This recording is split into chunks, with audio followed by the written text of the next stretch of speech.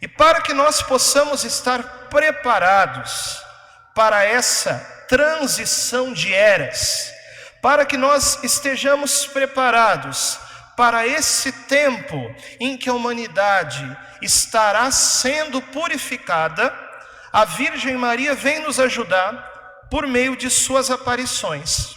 Ela se faz presente no mundo para ajudar a igreja, para ajudar a humanidade a passar por esses tempos. Uma das aparições marianas que mais falam e que fala mais claramente sobre os eventos que constituem esse tempo de purificação são as aparições de Garabandal, na Espanha. E deixa eu dizer aqui com todas as letras, Garabandal não é condenada pela igreja. Sabe por quê? Porque existem 3 categorias em que a igreja, quando estuda uma aparição, pode se pronunciar.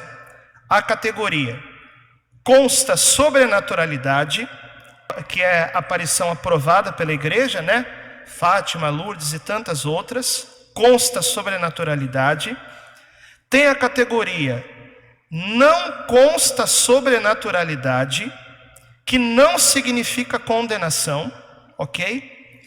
Porque a igreja ainda está estudando os dados que tem, até poder ter a evidência para declarar sobrenaturalidade.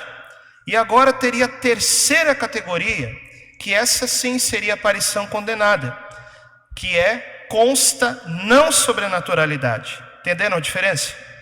Então Garabandal, se estivesse condenada, estaria na categoria consta não sobrenaturalidade. Como está na categoria não consta sobrenaturalidade, quer dizer que ainda não se pode declarar oficialmente que é sobrenatural, porque ainda faltam dados para serem estudados. E um desses dados eu digo agora. Garabandal não terminou, né? Os eventos em Garabandal ainda não terminaram, porque resta ainda um grande milagre que Nossa Senhora prometeu e que ainda não aconteceu, e um grande aviso que Nossa Senhora prometeu e que também não aconteceu. Então os eventos ainda não terminaram. A igreja não pode declarar verdadeira uma coisa que ainda não terminou, ok? Agora, presta atenção nisso. Apesar de ainda não haver uma declaração definitiva sobre Garabandal, o Santo Padre Pio acreditava e defendia Garabandal. A carta que ele escreveu atestando isso não está assinada, mas tem o carimbo do convento dele, evidenciando que foi ele quem escreveu. O Papa São Paulo VI acreditava e defendia Garabandal. Madre Teresa de Calcutá, que inclusive foi madrinha de batismo de um dos filhos da Conchita, uma das confidentes de Nossa Senhora em Garabandal. Madre Teresa de Calcutá acreditava e defendia Garabandal, fora os grandes teólogos, Cardeal Ottaviani, Royo Marim, Padre René Laurentin, todos eles acreditavam e defendiam Garabandal. Então Garabandal está bem credenciada pelos santos da igreja. Eu sei que como é uma revelação particular, ninguém é obrigado a acreditar, tá? Mas aqui eu estou dizendo minha posição pessoal. Eu acredito em Garabandal. De alguma forma o meu sacerdócio é fruto de Garabandal. E eu estou bem acompanhado pelos santos da igreja. Bom, o que Nossa Senhora disse em Garabandal a respeito dessa transição para a era do triunfo do coração imaculado dela? Ela falou assim: quando o Papa João 23 morreu, Nossa Senhora disse: depois desse Papa que acaba de morrer, virão mais 3 papas, e depois será o fim dos tempos, mas não o fim do mundo. Presta atenção nisso. E aí Nossa Senhora explicou que na verdade seriam 4 papas, só que um deles não contava, porque ele reinaria pouco tempo, e depois seria o fim dos tempos, mas não o fim do mundo. Vamos contar quem que foi os 4 papas. João 23 morreu. Quem que veio depois? Paulo VI, João Paulo I, que foi o que não contou nos 3, porque ele reinou pouco tempo, João Paulo II e Bento XVI, foi o 4º Papa. Então tem algumas pessoas que interpretam isso como se estivesse atacando o papado de Francisco. Pelo contrário, entenderam o que Nossa Senhora falou? Será o fim dos tempos, mas não o fim do mundo. Isso não ataca o papado de Francisco, mas diz o seguinte, que o Papa Francisco é o primeiro Papa de uma nova época da história, em que podem haver outros papas, e que Nossa Senhora chama de a época do fim dos tempos. Então, no dia da renúncia do Bento XVI, segundo a contagem de Garabandal, começou a época do fim dos tempos, que é essa transição de eras, que não sabemos quanto vai durar, e que, como eu disse, depois de Francisco poderão haver outros papas dentro dessa época, certo?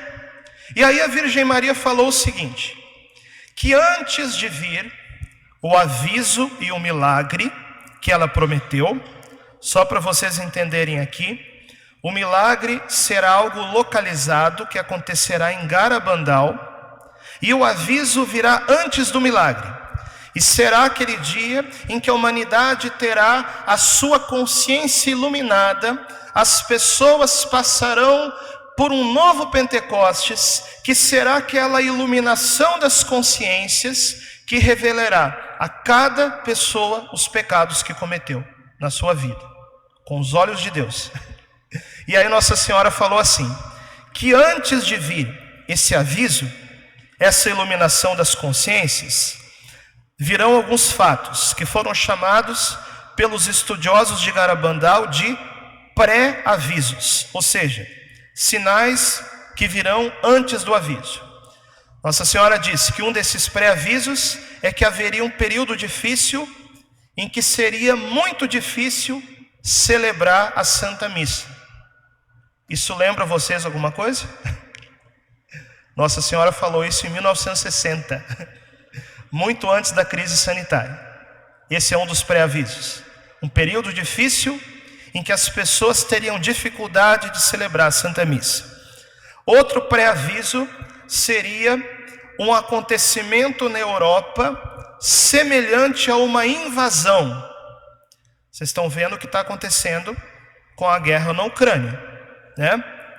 Outro pré-aviso seria uma lágrima dolorosa para a igreja, semelhante a um cisma. E vocês estão vendo a divisão que está acontecendo na igreja.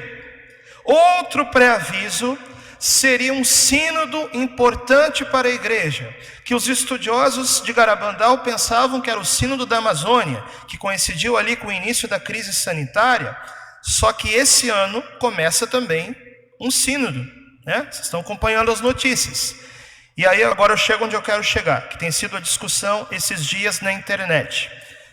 Haveria, esse seria outro pré-aviso, uma viagem inédita do Papa para Moscou, na Rússia. Em que ano que Nossa Senhora falou isso? Década de 60. Gente, na década de 60, seria impossível imaginar um Papa indo à Rússia. Por quê? Por causa da União Soviética, por causa do Muro de Berlim. Um Papa jamais entraria na Rússia, no contexto mundial da década de 60. Talvez as pessoas que ouviram essa profecia ficaram pensando que essas meninas estavam doidas, né? Agora é o seguinte, o Papa Francisco, daqui a um mês, presta atenção nisso, nos últimos dias de agosto e primeiros dias de setembro, ele vai viajar para o Oriente Médio, na Mongólia. O avião vai precisar parar no meio do trajeto para abastecer. Isso vai acontecer provavelmente aonde? Em Moscou, na Rússia. E o Papa Francisco pediu para se encontrar nessa parada em Moscou com o patriarca da Igreja Ortodoxa Russa, chamado Cirilo, para discutir a relação de paz entre a Rússia e a Ucrânia. Então existe uma grande possibilidade, o encontro ainda não está confirmado, mas existe uma grande possibilidade dessa profecia da viagem do Papa à Rússia acontecer daqui a menos de um mês. E o que foi dito em Garabandal? Foi dito o seguinte, que o Papa iria à Rússia e que assim que ele voltasse da viagem e retornasse ao Vaticano, hostilidades iriam acontecer na Europa. E esse seria um dos pré-avisos. Mas, gente, entenda uma coisa. O que quer dizer assim que ele voltar da viagem? Estão falando aqui em gênero profético. Pode ser dias, pode ser semanas, pode ser meses, ou podem ser anos. Entendeu? Então nós não estamos falando aqui de uma iminência cronológica. Nós estamos falando aqui de uma sequência de fatos que apontam que as profecias de Nossa Senhora estão acontecendo. Mas nós não sabemos quanto tempo vai levar. Porque veja, logo em termos proféticos, pode ser um bom tempo. Está entendendo? Então, gente, pelo amor de Deus, olha só. Olhos no sobrenatural, mas pés no chão. Entende? O padre não está falando aqui para deixar seus afazeres. Se você tem família, né?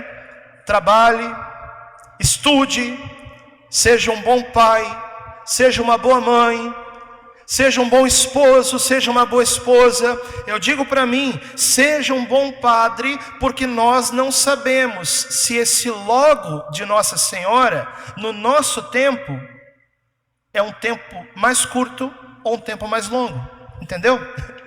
Eu estou falando isso porque tem gente que quando a gente fala desse assunto, pensa que a gente está pregando que é para parar de cuidar das coisas. Pelo contrário, é aí que nós precisamos cuidar melhor das nossas coisas.